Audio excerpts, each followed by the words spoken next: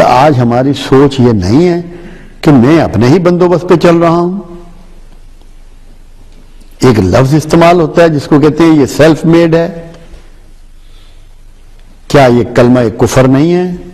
کیا یہ شرک نہیں ہے کہ سیلف میڈ؟ اللہ کہتا ہے جس کو چاہوں غریب کروں، جس کو چاہوں امیر کروں. اور اس دنیا میں اڑنے والا، رینگنے والا، چلنے والا کوئی ایسا جاندار نہیں ہے جس کا رزق میرے ذمے نہ ہو. تو کیا کوئی سیلف میڈ ہو سکتا ہے؟ اور اللہ سے جتنا کوئی چاہے کہ میرا تعلق خاص پیدا ہو، اس کو اپنا توکل اتنا ہی بڑھانا پڑے گا. رزق اللہ نے کوششوں سے نہیں رکھا.